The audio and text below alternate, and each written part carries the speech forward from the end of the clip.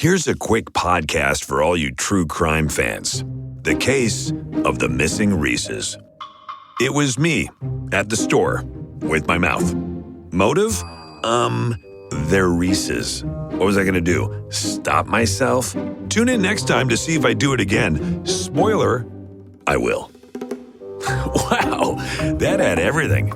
Reese's, suspense, Reese's. Last podcast on the left is all about the facts. So when Southern New Hampshire University came on as a sponsor, it was time to do some research. Turns out they offer more than 200 online degree programs, and get this, criminal justice and psychology are some of the most popular. Classes have no set meeting times, and tuition rates are some of the lowest in the U.S. Want to learn even more about SNHU? Visit snhu.edu/last. There's no place to escape to. This is the last podcast. On the left. Side stories. From your glade. That's when the cannibalism started. Side stories. Yes.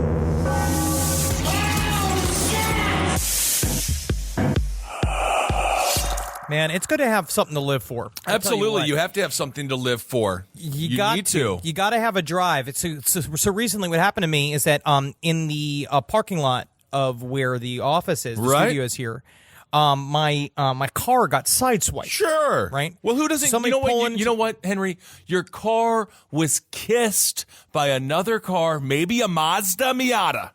Yeah. Maybe it was a Well, sexy, I'd like to get, beautiful car, came by, said, I love that Prius, and gave you a little kiss. The last time I got kissed where that kiss was worth $1,500, I married the woman. All right? And I love her. But the problem is that they hit the car, right? So, and they didn't leave a note. No. And they fucked up the whole bumper. And now bumpers are all filled with technology, right? Uh-huh. So you go, and it turns out to be exorbitantly expensive because they got all these safety monitors on the sides of they have to fix all these sensors, and they can just say it's broken. You don't have to. So, there's no proof because I don't know. Well, it's I'm not definitely a fucking broken. car man. Well, I'm not Tim Allen. No, I mean, I don't even think Tim Allen could be a car man today. You got to have your degree. You got to have an IT degree to be a car man these days. I remember when we used to call them, they were like grease hogs, and they were always I can turn that and screw. And now it's like grease monkeys. Whatever. It's grease monkeys. Allow them to be higher in the food chain than a bunch of hogs. Whatever. And now you need Data from Star Trek in there being like, I can fix your car for you. I have no emotions. I do not look at your car like a child like you do. I was fixed. But this is the thing, right? So whoever did it left a chunk of orange paint on the back of the bumper. Uh-oh. And I took a picture of it because now the car's in the shop. So now what I've been doing is You're a psycho. every day. You're a psycho. I'm trailing through the parking I know lot. what you're doing. Go into each car that the color You looks are a similar. psychopath. Okay, No, so you're hunting your neighborhood for slime. You're looking for the slime monster. And now you're also playing Junior Detective Henry Zabrowski, trying to find a car that has a matching paint swab as yours. I didn't get asked to do this. This got thrust upon me. My I God. didn't want to be an amateur detective. Other people are making me do this. Society's making me do this. And so yesterday, I'm trolling around this car, right? And I'm looking around, and I'm, obviously I look like you'd say what your term was, a psychopath, because I'm walking, I'm looking for any marks on this car, and I see this family come to, and now I'm hiding underneath the car. Like, I go and I hide for them coming through because just in case either it's them or and then part of me thinks, why am I hiding? I'm not the one who broke the law. Are you going to beat up the family? You're going to beat up a family of 5 because you have a small scratch in your car that you can't figure out how to fix? I am going to say this. I don't know what I'll do if I discover who hit the car. You know what? I know what you're going to do. I'm not saying I'm going to hurt them. You're going to do nothing. You're going to be like, that's phase 2. Right now you're in phase 1. You're in the hunting phase. You're like, I'm out here. I'm in the woods. I got my little bow and arrow. Got some beers. Got some beef jerky. I'm going to find some deer. And then you don't realize once you see a deer, you got to kill it, and then you have to gut it.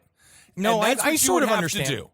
I sort of understand the checks I'm writing for myself that I'll have to cash later on. But what I really want to do is I just want to scratch I know into the bumper or into the hood with my key. You want to make this a 90s teen horror film.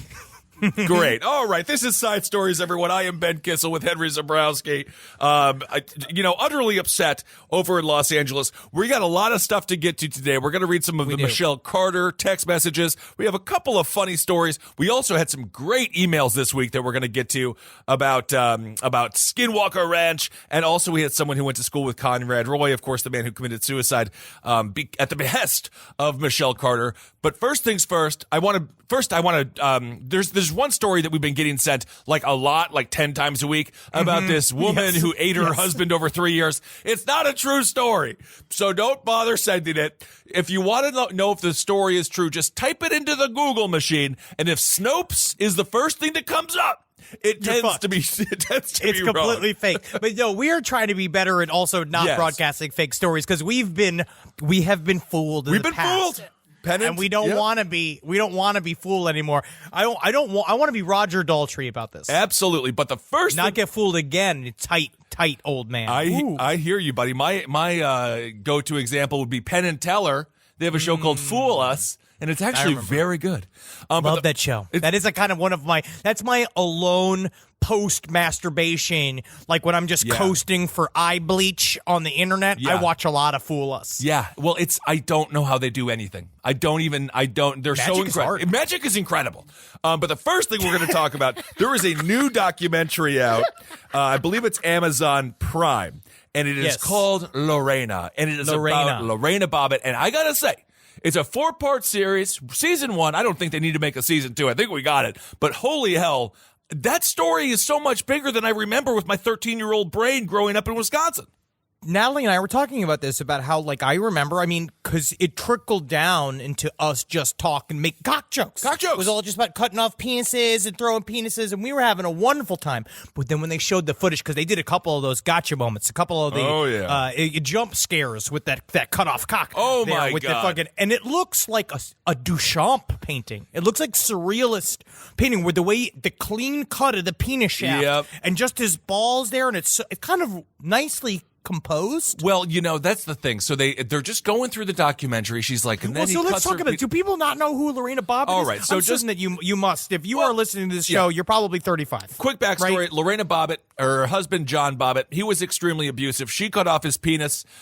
He came home hammered. She cut off his penis. She takes it into the car with her. She throws it into a wooded, not even a wooded area. It's just sort of in the grass by a stop sign. And it was a retention pond. It was right outside of the 7-Eleven. Yes, and that became national news. And, of course, she ended up getting a lot of love, Lorena did, from battered women and from women in general, being like, what the hell did this guy do to deserve to get his dongler cut off and cleanly, like frickin' H.H. Holmes did it or something? And I know that they were really trying to pinpoint this because she ran this concept of being innocent because of insanity, right? That's saying in the moment she had been raped in her sleep by him, he came home drunk, he forced himself on her, he rolled off in a moment of pure rage. She went blank. She went to the kitchen. She said she opened the refrigerator door. A shaft of light from the refrigerator fell upon the knife, and then yada yada yada. She's driving. In her testimony, she's driving with the knife in one hand and his dick in the other, and she just wakes up, looks at the cock, throws it out the window, drives all the way to her work in a fucking like a sleepwalk scenario, tosses the knife into a trash can because her boss was kind of a protector of hers, and she would tell her kind of what was going on inside of the house. But it is interesting to watch the defense like really trying to like find an actual reason, like saying that no, you knew the difference between right and wrong in the moment. And I'm sort of like, because Natalie and I were talking about, it's like it doesn't really matter if she knew or what she was doing anymore, because the amount of abuse led up to the stakes up to the point where essentially she was fighting for her life. Yes, she really was. And of course, a lot of people speculated, why would she go to work? Oh, so calm, like just going to work the next day. But that's where she would go. Oftentimes she would sleep in her car in the parking lot. Evidently it wasn't that night that John was being horrible, but it was it was just a collection of horrible series of abusive.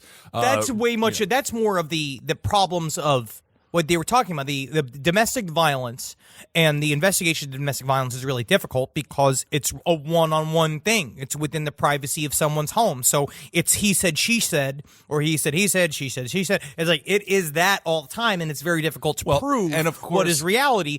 But you look at the history of abuse she had, and obviously, and how many times she had called the cops on him, and then when the woman went to go get her nails done by her, and when she lifted up the sleeves and she saw bruises from her wrists up to her fucking elbows, she was obviously in duress and she definitely was in danger. Absolutely, of being murdered because he was going to murder her. Oh, absolutely, he was going to murder her. And as a matter of fact, a little bit later on, and this is full of spoilers. Should we spoil the whole thing or just? I don't know what to tell you. No, you just watch it. You're going to watch just this. Watch it.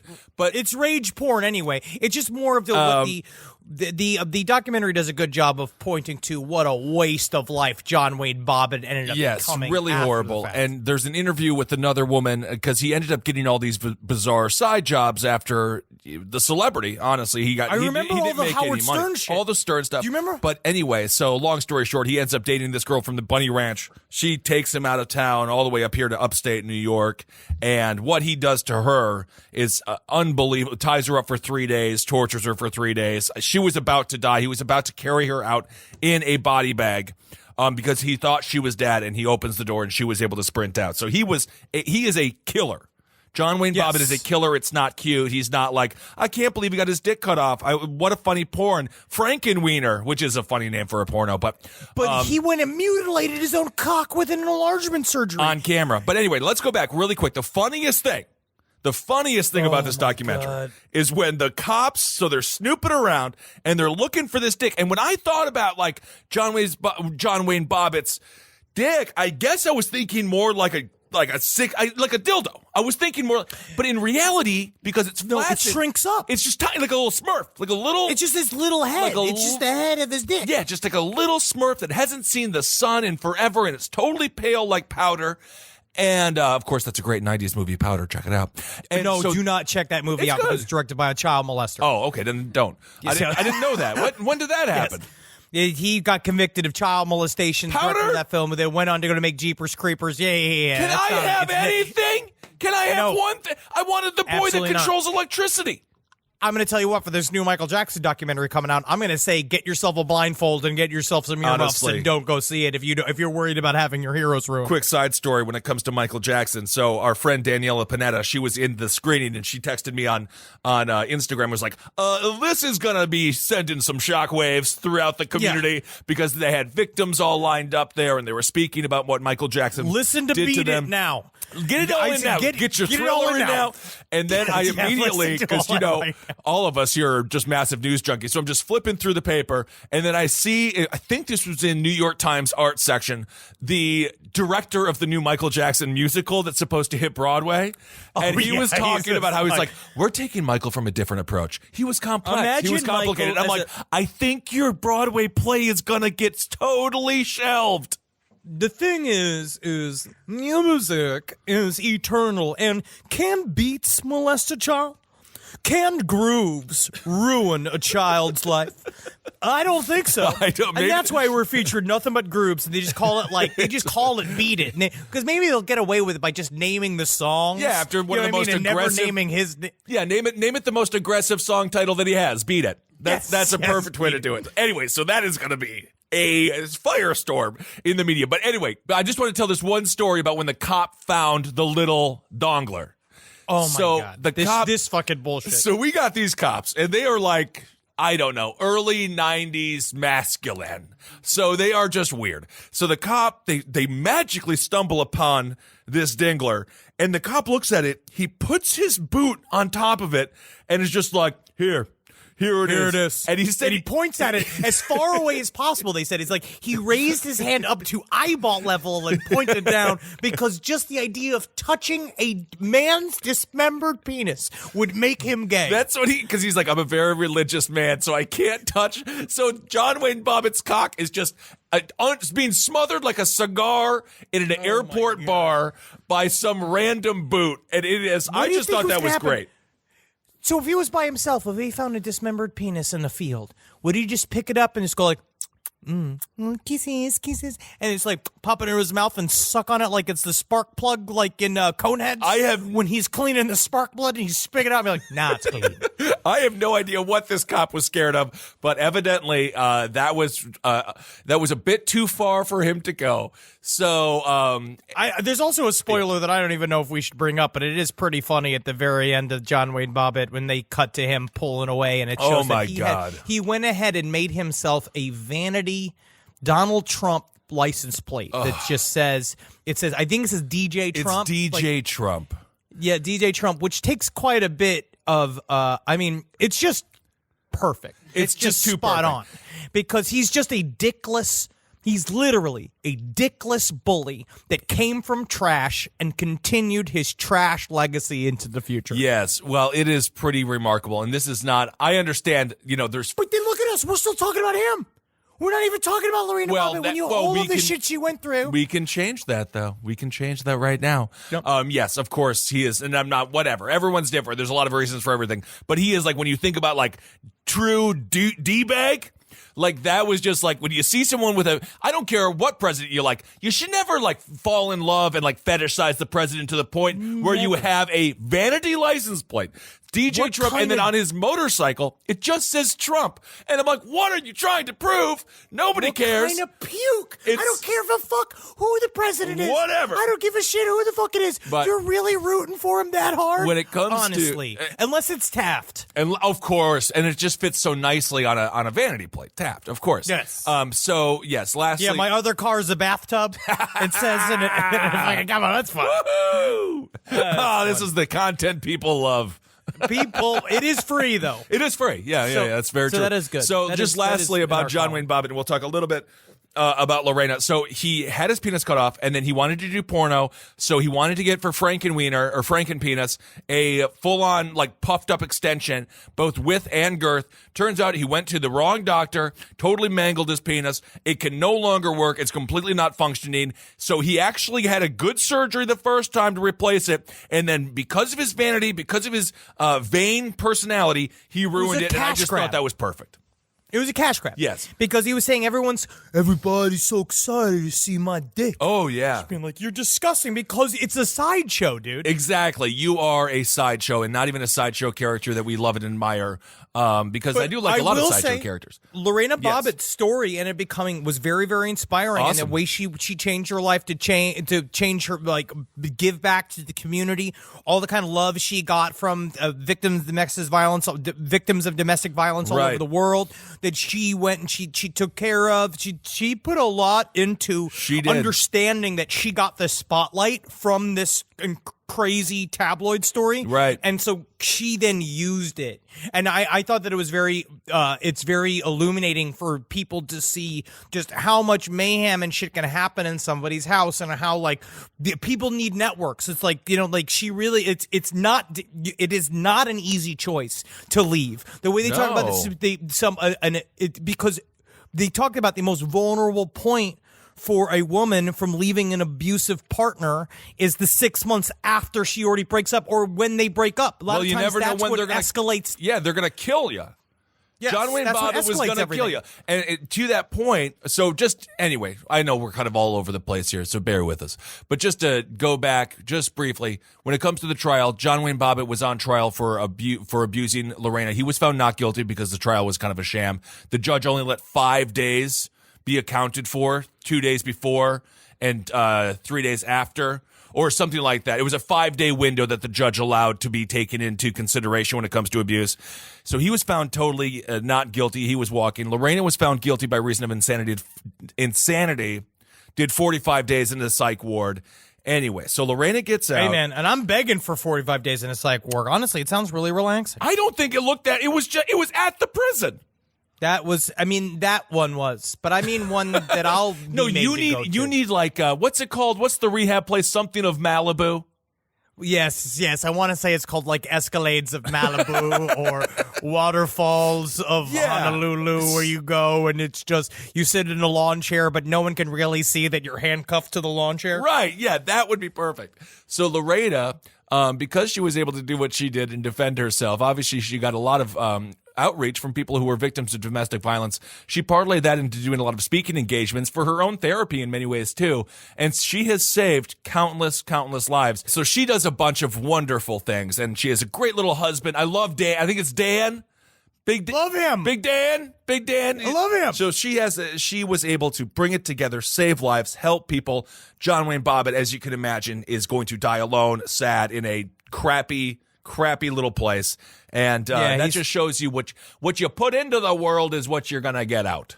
You say it with the fake accent, but you're correct. Yes. Because I really believe that. John Wayne Bobbitt is a piece of shit, and he will never get any sort of success out of this. No, he's just a piece of shit. No, absolutely. And all those times you saw him on Stern, all the Franken weenies, Franken peanuts, all those pornos, he didn't get a dime because he got hoodwinked by everyone because he was around. You can imagine the disgusting people. And Lorena had a couple of people that used her too. But nothing as bad as John Wayne Bobbitt. And again, you know what? He's a moron. So he leaned in because he's a classless piece of shit. So anyway, check out the Lorena documentary. It's well worth it. There's a story that has happened. I guess this is happening in Philadelphia, and it happened over this weekend. Yeah. Now it says people that we've got reached out to by a bunch of listeners, and it turns out to be this story is going viral, and it's this copy of this letter that seemed to have been left in people's mailboxes over the weekend in Philadelphia. I haven't gotten a number on exactly how many. Yes, it comes from what I believe is an entity known as ABBA. It is just a letter. It is on a piece of paper. It's just it's just a sheet of paper. Is it an entity named ABBA? I don't know what it is. It's probably a person. ABBA. It's. I mean, who knows? I don't know if it is the ABBA, and I'm certain the ABBA is actually upset. They could actually sue for this. It's not ABBA the band. I'm just saying. I think it's a. I don't. Okay. All right. Anyway, it says ABBA at the top. Okay. Yeah. All right. So this is what the letter read that was given to looks like probably about 100 people in Philadelphia this weekend. ABBA. This is to inform you that all the food ate since first grade is alive in your body, especially the dead animal remains or meat, since it was cooked alive and is alive in your body. Anywhere it goes now, you must go with it. That's 365 days a year from first grade to now. Breakfast, lunch, dinner. Also, newborn baby received your first grade body or a meal just like the 365 days a year. Breakfast, lunch, dinner. The only way I see for you to save yourself from the every which way of being burned alive that's scheduled is to become a solid steel statue by place yourself under anesthesia and mixing your body with melted metal, then re-solidifying the metal or seal yourself in cement. That's an option. The cement is an option. That's an option. Okay, good. When it becomes real to you, you can type it up and have a lot of copies made, then pass them out and post them up. What is needed is a steel furnace where metal can be melted and the bodies of people and animals mixed with the metal to become steel, unable to be hurt. Of course, you'll be sedated first. There will be, that is just the letter B, a meeting on April 27th, 2019, 12 o'clock in the afternoon on the subject of building a steel furnace at 27th and Girard Avenue on the vacant lot. What we need is a bulldozer to dig some ditches and steel furnace equipment. Do attend. All right. So this is sort of like it's sort of like the game of Clue. Remember that when they were all going and they're like, well, we got this bizarre letter. We were just told to attend. So I would say this, if you're in the Philadelphia area and you got strong friends, maybe bring a Ben Kissel with you. Ben Kissel works out. Go there and see what the hell is happening and report to us, please. What is going to be happening late April in this vacant parking lot? And really, worst case scenario, you do learn how to build a steel furnace, and that could be good for crafts, good for ceramics, good for banking cups or bowls, vases, whatever you might want. It just seems to be bizarre. I mean, obviously, there is some footage here. I'm actually looking up right now. There is some security cam footage of what looks to be an older gentleman in a winter hat, a big floppy hat. He looks kind of like an elf, hand distributing the letters up and down the street. Now, this seems to come from one of those pinhole cameras. Oh, yes. I forget the name of what's it called? Snap or You're on Camera Now. I think it's called You're on Camera Now. Yeah. And so this man is just going from house to house with an arm full of papers, just delivering them to each house. They said cops in Philly are saying, just report it. We don't know what the hell this is going to be. Right. I'm really would be, impressed if on April 27th, 2019 at noon, if you showed up at that parking lot and it was ABBA playing their first single from their new album, Do Attend. Oh, whoa. That would be incredible. That would be awesome. If they really awesome. got the Homeless Street Team going. I think that's great. And no matter what, this person, if you build it, they will come. And it looks like there is now a Facebook event for the Vacant Lot Furnace Festival. Now they're calling it the Vacant Lot Furnace Festival, which I love Philadelphia, where they're like, okay, cool. We'll go. Vacant Lot Furnace Festival, not a big deal. That's a horrible accent, but it is what it is. 27th and Girard. So get out there. April 27th at noon, 2019. My problem is that what if it's just a guy just shows up with his dick out? That could be the show. Well, that's possible, but I think if you have a lot of other people there blaring music from their cars, maybe try to choose the same song. Maybe ABBA would be a good band to play, just collectively as a group. Pop a couple of Coors, have a good Philadelphia time, get some cheesesteaks out there. I think it would be good. This guy might accidentally bring the community together. Honestly, this could be a new festival. You start the Steel Furnace Festival. You show up. They're starting a GoFundMe for mental health in the Philadelphia area that they're calling it Do Attend. And they said because the furnace letter went viral, they're trying to get people out there to give money to. I have no clue if this is legit or not, so I'm not going to fully be pump careful.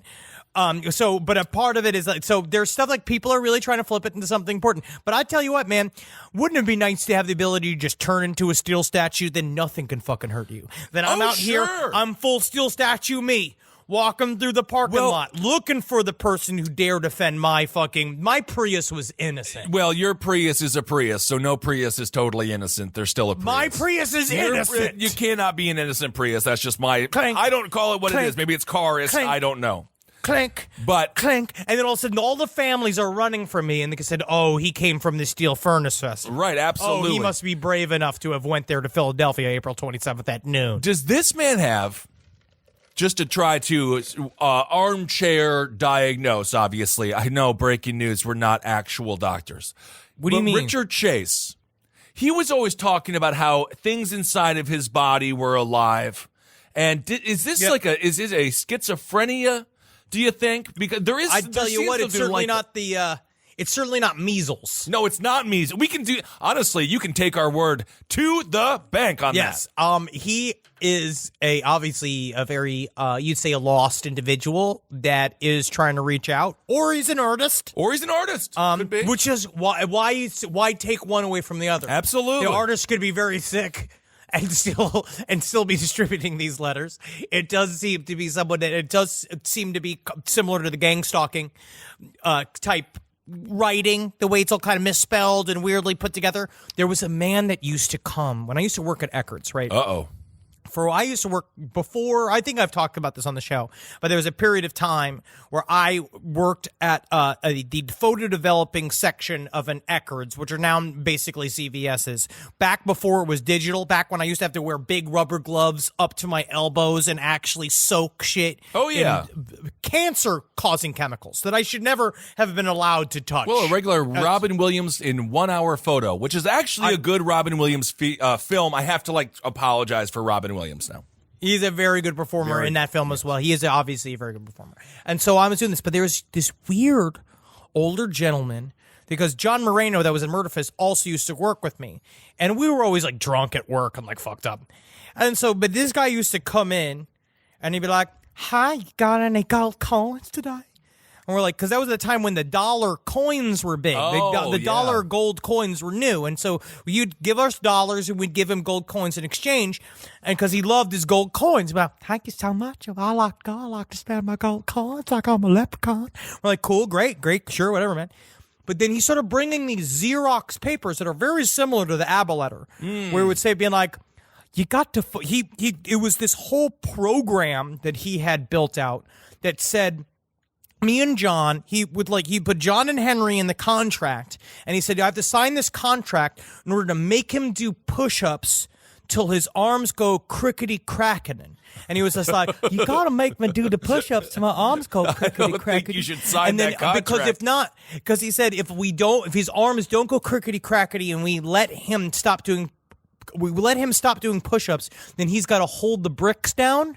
He said, I got to hold the bricks down unless you make me do, and you got to sit on me. You got to come and sit on me. And it was more centered on John, because he seemed to be sexually fixated on John and asking him all the time if he had a boyfriend, and seeing him come in like, you can come, I get naked, I do the push-ups, you make me do the push-ups, and if not, you beat me and you make me hold the bricks down. Great. Well, that's what you want. So, yeah. I'm certain he's doing great. I'm sure he's doing great. Maybe he owned a building. He was one of those guys that did that thing where he was left to his own after whoever was last taking care of him passed on. And so he owned property in Tallahassee, and he used to like walk around all the time. And we knew he was worth a bunch of money, but he was just this crooked, weird, gay homeless leprechaun. Well, you like to work out, and that's good for the body. So I think John could have helped him out a little bit with that. Hopefully his bones are to this day going crickety crack. We wish the best for the creepy man who used to come into the Eckards in South Florida. So that's another layer of creepy. That was the darkest period of my life. Great. All right. I'm pretty certain, because I used to get a little handle of Evan Williams and before shift every night, because this is when I was also living out of my car for a period of time. So I'd go and I'd suck down the Evan Williams behind a machine so the bosses wouldn't see, even though they got cameras behind. I know they're saying. So I used to crouch down and suck on the Evan Williams. You reek like Evan Williams. Yes. They knew. I used to go sleep in my Hyundai Elantra. Yes. Why didn't you have a house? It was a time. There was a time there. It was between houses. And then all of a sudden it was between places. And when you're at a level of I don't know if you've done that, where you're just such a trash heap as a human being that I was just like, fuck it. I'll just sleep in my fucking car. Well, so it was just me eating KFC and drinking whiskey and sleeping in my car. Honestly, there's something kind of fun about that. Of course. It was. No rules. Growing up is an interesting time. That's nice though. We didn't have parents who gave us money, so it was just like you sleep in your car. You don't have a lifeline the way that some folks do. And of course, if I really needed money, I'm sure my parents would have been fine. But I'm not. I need my parents. I just didn't want to call. I was cut off. Rise from your grave. Rise from your grave. Well, all right. So let's get to a story. It's not quite as possibly fun as the funeral festival would be. I really hope that turns out to be a place where people find love. It's going to be better than the fire festival, guaranteed. But Dancing Queen. Meanwhile, him just slapping his dick. He can do it whoever organized it, I will say, can do whatever they want. If they are isolated and alone, they cannot do anything. Yes. But yeah, whatever. You're the organizer. You get a little bit of carte blanche. But now we mentioned on last episode, towards the end, we were going to read some of these email exchanges from Conrad Roy and Michelle Carter. Of course, Michelle Carter, the gal who, let's just say, pushed him over the edge. A good motivating head coach can get their team to do great things, and she is like the opposite of that. So, no, well, actually, technically, she is that. She's Phil Jackson. But the opposite, because they won 6 championships and this man committed suicide. I mean, yeah, that in that way you are correct. Yes, and we do have an email I want to read, because some people that listen went to school with Conrad, and apparently he was a very nice guy, and it's very sad. I bet he was. She looks like a fucking alien. She is horrifying. She's got a big old forehead and those piercing eyes. She's gonna be. I'm afraid of what. So basically, she just got sentenced to 15 months in jail. She got sentenced, and I was like, I wonder what the hell's going to happen to her once she gets into prison. I feel like it's just going to harden her to even be a more fucking deep-end bitch. I have no idea. I mean, I don't know about physically. I don't even care. I don't want to comment on that because, quite frankly, there's something about those piercing eyes. But she's a horrible person. So... let's just read. Henry will read Michelle, and then I'll read a little bit of Conrad's responses, and then we'll just talk about it, because I mentioned on the last episode, should a person be sentenced to prison time for texting someone to do something bad? Is it still on the person to have personal responsibility? But it seems like this goes a little bit above and beyond, because the dude was literally, help me. And then she was like, no, how about don't? Let's read through these texts so you can actually hear what it sounds like to have somebody completely manipulate you and push you in a place that you didn't need to be pushed. Okay. It's very fucked. It's very fucked. I'll start with Michelle. Conrad, hey, you there? Oh, hey, sorry, I fell asleep. It's okay. Why haven't you done it yet, though? I'm too messed up to. What are you talking about? My head. You can't think about it. You just have to do it. You said you were going to do it. Like, I don't get why you aren't. I don't get it either. I don't know. So I guess you aren't going to do it then. All that for nothing. I'm just confused. Like, you were so ready and determined. I am gonna eventually. Really, I don't know what I'm waiting for, but I have everything lined up. No, you're not, Conrad. Last night was it. You keep pushing it off and you say you'll do it, but you never do. It's always going to be that way if you don't take action. You're just making it harder on yourself by pushing it off. You just have to do it. Do you want to do it now? Is it too late? I don't know. It's already light outside. I'm going to go back to sleep. Love you. I'll text you tomorrow. Love you. Oh, my God. No! It's probably the best time now because everybody's sleeping. Just go somewhere in your truck and no one's really out right now because it's an awkward time. If you don't do it now, you're never going to do it. All you can say you'll do it tomorrow, but you probably won't. Love you. Oh, my God. Thank you. This is a fucking monster. She's a fucking monster. Oh, my God. Thank you. There's a couple of things she says here, like, you're so hesitant because you keep overthinking it and pushing it off. You just need to do it, Conrad. The more you push it off, the more it will eat at you. You're ready and prepared. All you have to do is turn the generator on and you be free and happy. No more pushing it off. No more waiting. And then she plays with him. She says, I would never leave you. You're the love of my life, my boyfriend. You're my heart. I'd never leave you. You are literally killing him. Good Lord. You're literally killing him. And then afterwards, when this whole thing went down, basically, she pretended like she didn't know where he was and talked to his family and said they had no clue that all of this shit went down and when acted all surprised when the body was found. So she knew what she was doing, too. Like, oh, she didn't know. She posted on Facebook or Twitter or something being like, I'm grieving. I can't believe I lost my boyfriend. She wanted to get that sympathy card. She's just fucked, man. Yes. She is just a fucked ass bitch. She is horrible. And of course, she also says, and you can't break a promise and just go into a quiet parking lot or something. She really dives deep. And she continues to tell him that she loves him in between. So she is obviously, this man's already extremely depressed and sad. And being 18 years old sucks. And so she's like, I love you. Do it. I love you. Like, so she just had him running in circles mentally. Yeah. And I think a part of it, too, is that I'm not going to...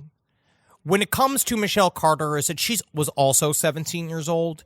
So it's weird how you get into these like thought loops, I think as younger too, this like concept of this high drama, because your emotions are going like crazy. And so you believe in some shape or form that she is in a television show almost with Conrad. Well, and sometimes, like, yeah, and the separation of the screen is real. Yes. You know? Because you don't understand, you don't fully understand you're talking to somebody, like, and what you're doing, because it's all separated. You're doing all over fucking text. It's not like she's there where it's like, how fucked up would she have been able to, like, how fucked up would she have been if she had had to do it, like, in front of him? Oh, like, my forcing God. him to do It's it. horrible. So we got this email from Kayla, and this is what she just has to say. I'll just kind of paraphrase some of it, but she's like, hi, guys. Heard you guys want some opinions on Michelle Carter and Conrad Roy. She went to school with Conrad Roy. She says he was just a bit younger than me. They had gym class together, and they were on the school's track team as well. A close friend of mine had befriended him and introduced us to him in gym class. He was joking and having fun with her as I remarked on what a unique and weird name Conrad was. I remember thinking how nice he was and how friendly he was. It haunts me. Years after this, his mother came into the clothing store I worked at to find a dress for his funeral. So it's very sad. She goes on to obviously say horrible things and accurate things about Michelle. So this guy was just a normal 18-year-old boy, and you can just imagine when you're a parent losing a kid like that, and under those circumstances, I fully understand the rage that they must feel towards Michelle, and I understand that's why the Justice Department, or that's why law enforcement got involved. So I guess the question then is, what does this do? Because, of course, Michelle Carter and her defense attorney has appealed, saying, yo, dude, she just sent some text messages, but they're so intense. And It's completely irresponsible because he had already, I mean, like, how many guys out there and women, how all of a sudden you realize you've put yourself into an almost there's a vulnerable spot with somebody else where you've kind of given over control of your will. Like it seems to be he was so in a pit of depression, which I can kind of understand. It's like a part of being like it's a part of being a teenager, honestly. Absolutely. Too, yeah. And also, true depressive episodes, a lot of times they're almost being like, you fucking do it. You tell me what to do. You do it. Because the sheer effort of directing your will, because a lot of what depression is not just acute sadness. It's not just crying. It's also you feel nothing. Right. Like you don't care about anything. And of course. And it goes so deep that you're almost to a point where you're just been like, whatever. If you literally just stop hassling me, I'll do it. Right. And of course, continuing on with Kayla's email here, she says, learning that Michelle went on after his death to help organize a fundraiser for mental illness in his honor. It was called Homers for Conrad, is disgusting. And that really does bring it into like the next level of like, you drove this man to commit suicide. Would he have done it without those texts? We don't know. We just know for a fact that she definitely didn't help the case. She didn't help. To manipulate all of that and put on fundraisers and try to seem like a Mother Teresa, although Mother Teresa was no Mother Teresa herself. But that really is I love that disgusting. lion bitch. Yeah. That lion bitch. She loved the television cameras. She did. She's like a Nancy Grace. Yeah. Which is weird if you can think of you can compare those two. I think this is not going to be the last time we're going to hear from Michelle Carter. I think she's going to do fucked up shit in the future. I think that this is literally a psychopath in the making, and this is the first taste. And unfortunately, prison may make her worse. I mean, or does she just go down, as we've seen, when we were watching, going back to the Lorena documentary, we haven't changed. Our society has actually gotten worse when it comes to glorifying bad behavior, when it comes to making people celebrities simply because of crime. We've talked about this on past episodes. So Yes. I wouldn't be surprised if Michelle Carter does a media tour, writes a book, and I'm sure, as Ted Bundy had sympathizers and Adam Lanza had sympathizers, I am sure she is going to have sympathizers. Of course. And I wouldn't be Absolutely. surprised if she's going to be able to, because she was found guilty. I'm not sure what the legal logistics are when it comes to profiting off of this, but she's going to be a celebrity. Later on, you can sell your own story. I believe you can. I believe that you can figure that out. I mean, she's also young. So maybe she's got the years. Maybe she's got the years ahead of her that are gonna teach her that life's a fucking precious thing, and that people come and go real fast, and you are going to eventually. Because I know I've gotten more sensitive as I've gotten older. This is me sensitive. This is you sensitive? This is me sensitive. Well, you used to be calmer. I do think you used to be more calm. What are you talking about? I think you used to be a little bit more calm. Now I got things to fight for. I guess so. See, everything. I got my back against the wall, Kissel. I know what you're up to. Well, no, you're currently just stalking to some degree, like you're a character in Resident Evil 2, the reboot, which again you have to play. You're just in a parking garage with like a magnifying glass trying to find the person that hit your car. When it comes down to someone's going to be thankful The Rock? for me. What if it's just like this buff dude? I'll get his autograph. It's near a gym. You park near a gym. What if it's just like the biggest dude, and then you have to be like, so just wanted to let you know you hit my car, sir, and I just thank you for hitting. No, I mean, Natalie hates when I say it, but I'm gonna, to kind of pull a Bundy.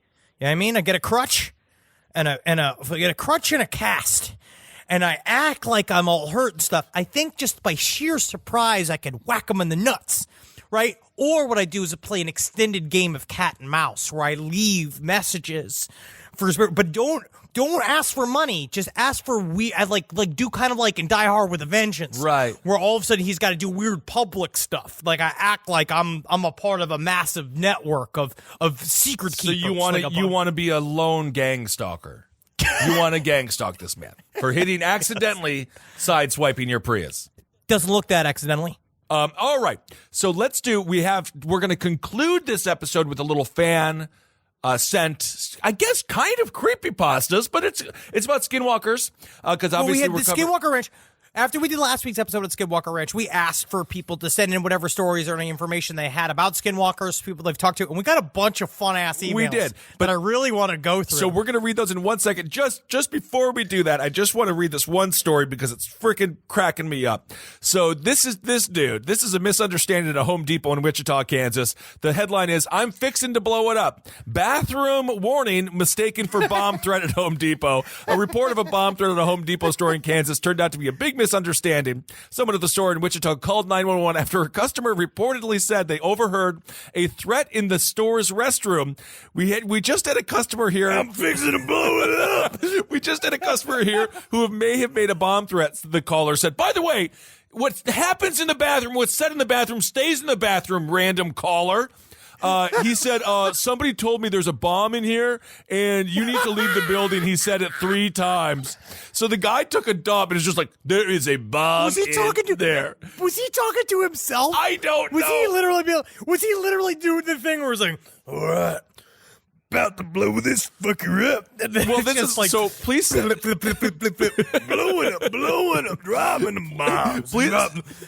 Police did some investigating to learn the bomb threat came from a man in the bathroom stall, warning others about the severity of his need to use the restroom. He said, "You all need to get out of here because I'm fixing to blow it up." And that was one witness said he laughed at the remark and took it as a joke. And so this caller, I understand, see something, say something. Maybe Home Depot in Wichita, Kansas isn't the front line of the war on terror.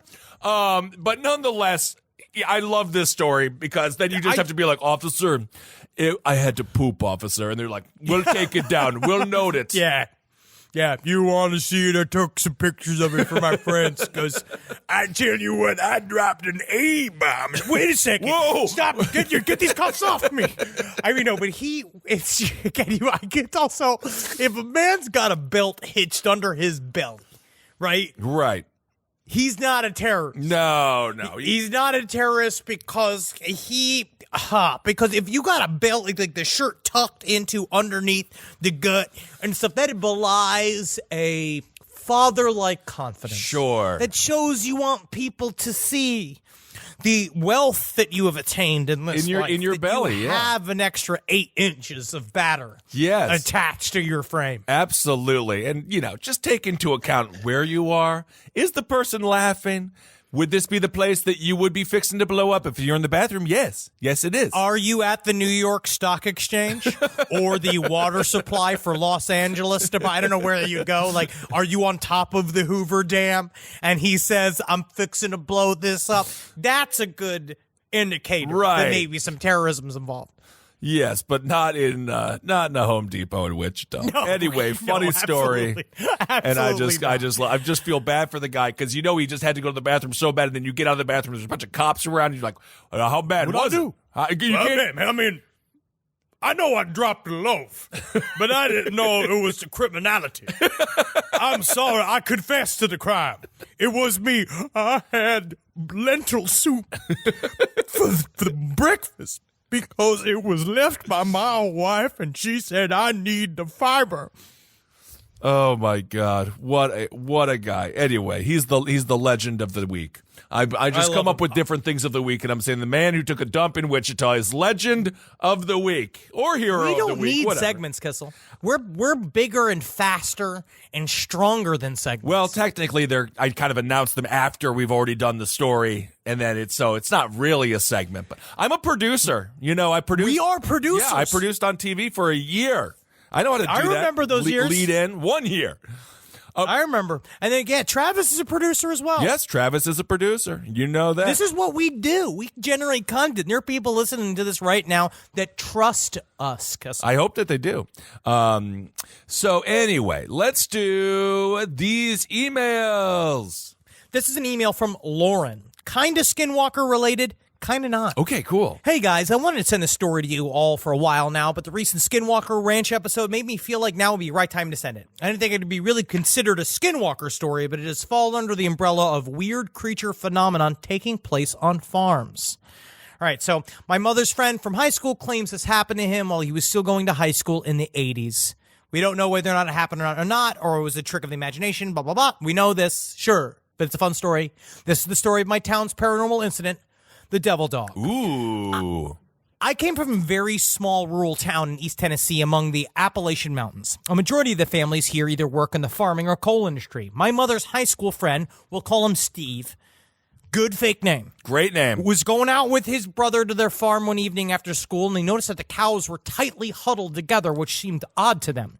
There's an old wives' tale that when cattle huddle together, there's a storm approaching. Ooh. However, there was nothing in the weather forecast that suggested this, although they thought that this was strange. They just shrugged it off and decided to go on with their work on the farm. Steve sent his brother, we'll call him Brad, good friend's brother's name. Steve and Brad. Okay. Steve and Brad, good. Those are good blank names. Great, love it.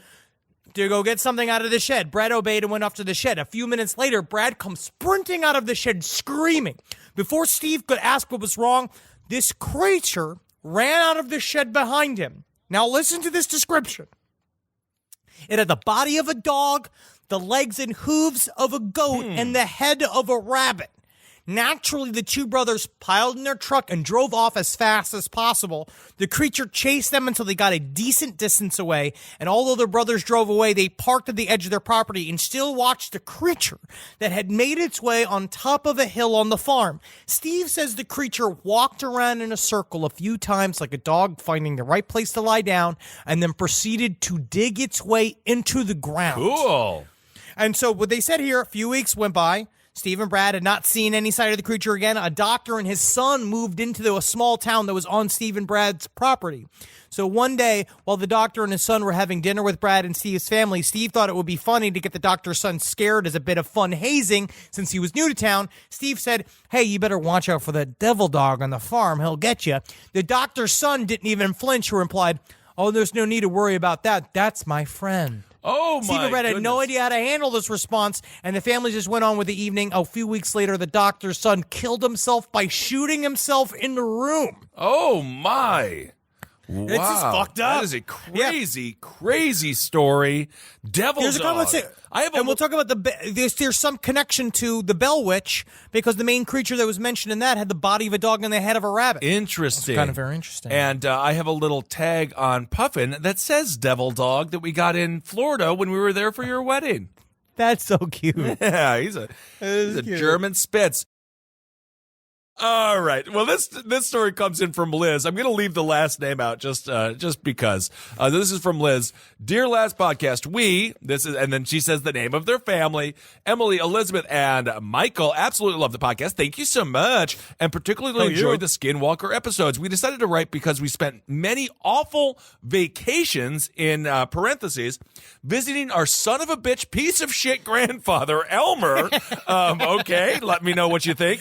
That's how I feel about my fucking ex-grandmother. I actually do love the alliterate son of a bitch piece of shit grandfather, who lived directly across the street from Bottle Hollow.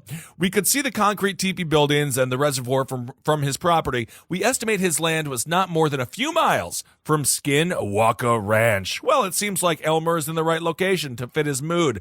The area is extremely isolated, and there weren't other homes around for miles. Since the first time we visited, we were repeatedly warned about packs of wild dogs that roamed the area.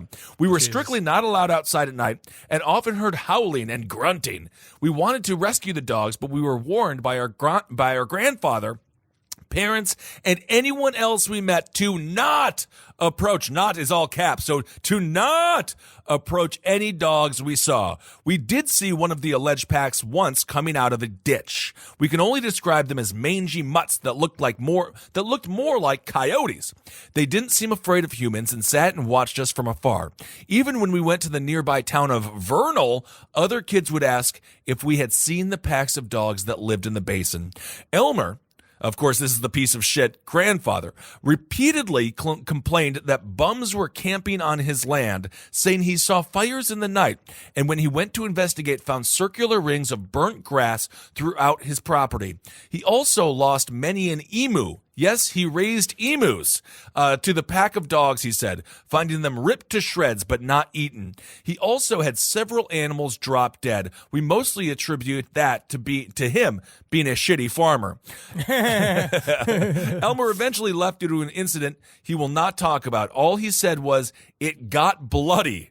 All we know is he did dig large pits and proceeded to shoot his animals and throw them in the pits. He left most of his belongings there. We would ask him more, more, but we thoroughly hate him and believe he is truly an evil man. Maybe that's what drew him to the area in the first place. Feel free to share. Utah, where the weirdness is rampant. Thank you so much, Liz. So it looks like their father, or grandfather, perhaps, maybe he was being tormented by some skinwalkers himself, killing all of his cattle and whatnot. Honestly, with the weird rings on his property, which we know for a fact we're going to get into next week, some of the behavior of the whatever was going on at Skinwalker Ranch did present itself as weird rings and scoop marks and dead animals, and the lights in the forests are also very similar to many of the UFO sightings in Utah. Yes, Utah's a beautiful place. A lot of sky out there. Now, this is a letter I just want to read because I love this type of shit. It's about high strangeness mixed with magic that I think it's very fun. This is a great this is a great letter from Bug Eyes in the Night. Okay. By Justin. Hey guys, I had the day off, was working on the wife's car, listening to LPOTL, and the power of Guinness prompted me to share a story I thought you might find interesting. In 2012, I was living in Northeast Texas, just off I-30, just getting into magic and the occult. I was experimenting with a lot of Crowleyan rituals and Ouija. I'm not saying that was the catalyst behind these events, but I was hungry for results and willing to throw caution to the wind because I'm a very peculiar type of stupid. Anyway, it was July 23rd. I was sleeping next to my wife when a bright light, accompanied by a deafening noise, was headed straight towards our bedroom window, which faced the interstate. I woke up with instant panic and shook my wife awake, thinking a truck had veered off the interstate and was headed straight for us. She was screaming. I was told to run, and I was going to bolt in the next room and grab our then 1-year-old daughter. Next thing I knew, I was waking up from a sound sleep. What a vivid fucking scary dream. I was catching my breath, as you do after an intense nightmare, when at the foot of the bed, I immediately saw a figure just about 6 feet tall, wearing what I can only describe as a nun's habit, except dark purple. The skin was like the green of an olive, and the eyes looked exactly like locust eyes. Wide and glassy and unblinking. I was horrified. I also found myself paralyzed and unable to run towards the creature, whom in my panic, I just wanted out of the room. That's when I woke up again. Holy fuck! What's wrong with my brain tonight? Then I heard my daughter crying. That wasn't unusual, but the fear in her cries made me bolt out of the bed into the room where she was supposed to be sleeping. The door to the room opened inward. She was standing behind it, shivering and crying. I wrapped her up in a blanket and took her to the couch in the living room. The curtains were opened, which overlooked some shrubbery, and on the front porch, where I saw a group of small gray, 5 or 6, it was about 2 or 3 in the morning and very dark, running from the porch. When I awoke, it was daylight, and I had fallen asleep on the couch with my daughter. My wife had no recollection of the truck. My daughter remembered nothing. A few months later, we moved to a house across town. I was still heavily into magical experimentation, still not taking the proper precautions, like an idiot. My daughter kept running. That wasn't even me. That was him. Oh, my. My daughter kept running from the room, screaming in the night. We just thought she was having a rough time sleeping. We would leave the bathroom light on for her as well as a nightlight, but the darkness in the room didn't seem to be an issue. So one night, my wife and I had planned to watch a meteor shower. We set alarms for the specific time, woke up to the alarm, and went out to find it cloudy. Disappointed, we skunked off the bed where my wife was awakened by the sound of a little boy crying. It was so disturbing to her, she wouldn't leave the bed and asked me to check on it. Huh. That's the husband's duty. We're supposed to die first. Yeah, absolutely. That's what we're supposed to do. You're supposed to have a gun by your bed, I think. That's why. I mean, that's what my whip. That's what I got. Okay, that's good. I thought perhaps some poor little guy was sleepwalking and woke up in our yard. I walked around the house and found nothing. Assuming she experienced an episode of vivid hypnagogia. I went to bed. Minutes later, my daughter came screaming from her room. I wrapped her in a blanket and we fell asleep in the recliner. The next morning, my wife noticed a number of red dots on my back that I could not explain. So this is some weird ass shit, man. You got to take care of yourself from doing magic because these kind of wiggity things show up in your fucking house. Absolutely. So we're going to do one more listener email. Thank you all so much for sending these, by the way. Again, you can do side stories, lpotl@gmail.com. And, we'll do this every now and again because it's really fun. So this one comes comes in from Lauren. She says she always loved paranormal stuff and read into it for years, but for some reason had never heard about this batshit paranormal haven in her own state. After I read the Nap book, this is according to her, I talked to my boyfriend at the time into reading it. This was 2009, and what a different time that was. 2009, just 10 years ago. 2 different times, a different world. She continues, I wouldn't be at all in the present as it's much more known. But back then, despite knowing that the government owned it and watched the place, we were confident we could get in at night. So this is them. This is Lauren and her former boyfriend. I don't know what happened. I hope everything's okay. But they went to Skinwalker Ranch. So this is them coming up on Skinwalker Ranch. She says, the town was tiny and sleeping when we got there, but what was surprising to me was just how isolated the ranch was. It didn't feel like it was part of the already tiny population of the place at all. We drove on a dirt road for miles and miles, lined with only a few watchtowers with no one in them before we were at the gate. And past the gate was another mile of dirt road until the actual home. She says she has a photo of it here as well.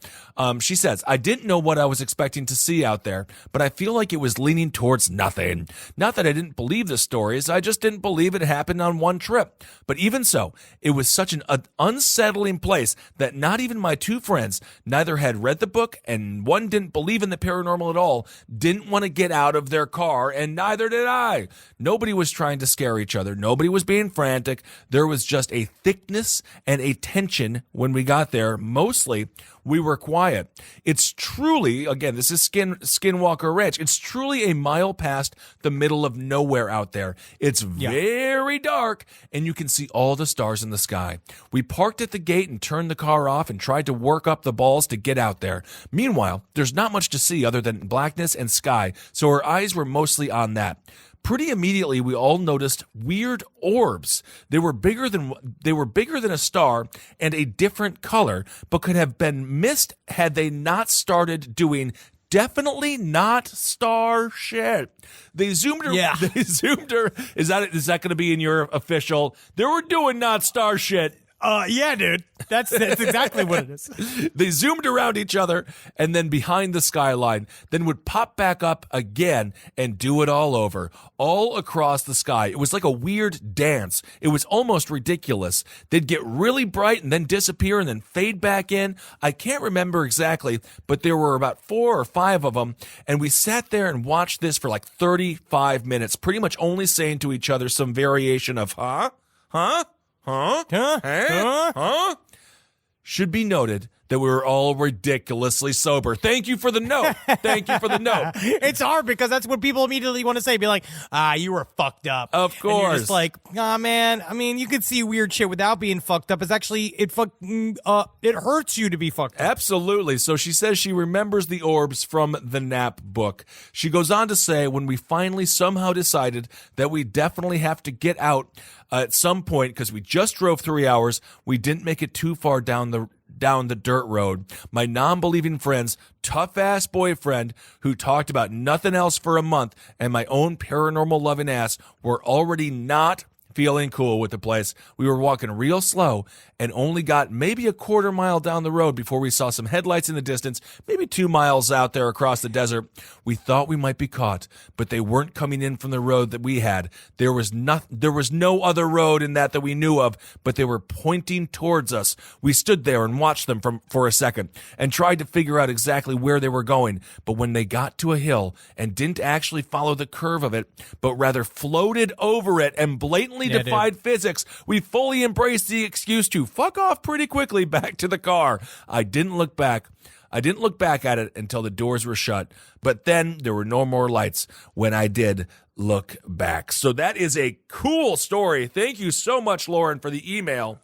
I love this shit. I mean, that was a part of what they were saying. The more and more you get deep into Skinwalker Ranch and you read the testimony from the people that were on the ranch, the part of the NIDS teams, they all basically said the same shit. It's just being like, you can, whatever it is about just like the nature of the activity here, if it's real or not. But either way, it's creepy as fuck out here. That's what it sounds like to me. It sets the tone. Absolutely. And a beautiful clear sky. I miss a good clear sky. I want to see a clear sky one of these days. We just don't get it there. One day we don't get it you in the will. cities. All right, everyone. Well, those are a couple of fun tales for this week. Thank you all so much for listening. Again, feel free to email your thoughts or some stories, side stories, lpotl@gmail.com. And if you want to make sure that they're real, just pop them in the old Google machine and See what pops out. You know, if just make sure there's like 3 other articles. And then, I mean, you know, otherwise we can always find that stuff out too. I can't, and I'll tell you what, man, I can't believe we lost Karl Lagerfeld yesterday. Who? We lost him yesterday, Karl Lagerfeld. Who's Karl Lagerfeld? Skinniest, the that skinniest, guy. bitchiest skeleton to ever exist. And this is what he said on this topic of short men that I agree with. Oh, wow. I'm surprised you agree with that. Life is not a beauty contest. Some ugly people are great. What I hate is nasty, ugly people. The worst is ugly, short men. Women can be short, but for men it is impossible. It is something that they will not forgive in life. They are mean, and they want to kill you. That's a Karl Lagerfeld quote? Yes. He's a psychopath. Yeah, he is a troublesome figure. I didn't even see it trending on Twitter that I'm barely back on. It's kind of funny about how things are. You didn't receive that news because the algorithm in the sky knows that you don't give a fuck. Well, I don't. I mean, I know who you're talking about. He looks like a BDSM like nurse. I remember he always wore the black like he was Pinhead or something. He was very he scary. definitely I know looks him. like an evil rich butler. Yes, But he's absolutely. he looks blind all the time Satan. because he got big fucking sunglasses on. Yes, I'm just happy the fashion industry is kind of falling apart in some way. Not that, unless you design clothes. I love What all are you that talking stuff. about? No, it's not. The fashion industry is strong, my friend. I don't think it is. The fashion week here in New York City has been in shambles. I'll tell you what. All I know is that we're pro Heidi here I love Heidi. on this channel. Oh, I see. You're just trying to make sure. Of course, we are pro Heidi, and thank you for having us at your Halloween party. No, and she dressed as I've been told it's not female Shrek, it's Fiona. And I love Heidi It's all the Klum, and fucking she goes into it. Those characters are the same. No, I follow her on Instagram. She's wonderful. But no, I think the Fashion Week stuff, some of the establishment figures aren't doing as well as they have in the past. But Heidi will always be. I mean, she is a mega star. She's a brand unto herself. You would need to buy more magazines to know more about fashion, Kissel. No one buys magazines. They still do, but Natalie's very fashion conscious, so I see that the world is still big. Does Brooke not do the deep into fashion different? No, she does it all. She does the Instagrams and the other stuff. She goes on the girly stuff. I don't know. I have no idea what she's up to. She's doing something. She's doing something. Yeah, absolutely. It's plotting. She's plotting. Well, everyone is always plotting. That's what I have learned. Not me, man. I just react purely. I don't know about all that. I react purely. All right, everyone. Thank you all so much for listening. Is there anything else that we want to say to these wonderful people? Keep on supporting all the shows here on LPN. All the shows are doing great because of you. Live your dreams because no one else is going to. Laugh your laughs because people want to take them from you. And love your loves. But ask them first. All right, if you everyone. can love them. Well, you can also love a muffin or a pizza, in which case you can just eat that. That's not love, though, because it goes away. Love does go away. It turns to shit. Yeah, but that's also pizza doesn't go away. You can just get more pizza. No, but you're just talking about the concept of pizza. Yes, it never goes Not away. an actual physical pizza in front of you. It can always. I just got them rotating through. Although you are dying. Yes. That's the difference. All right, everyone. Thank you all so much for listening. Hail yourselves. Hail Satan. Magustalations. This show is made possible by listeners like you. Thanks to our ad sponsors, you can support our shows by supporting them. For more shows like the one you just listened to, go to lastpodcastnetwork.com.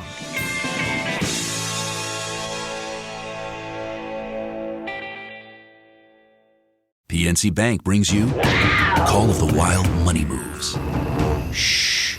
Listen. Hey, guys. That's the sound of a multi-level marketing pitch. This is life-changing, you guys. Sounds like she wants you to buy lots of essential oils They are so essential. and then have all your friends buy essential oils. Are you more of a geranium or lavender fan? Don't look her in the eyes. Guard against wild money moves with PNC Bank.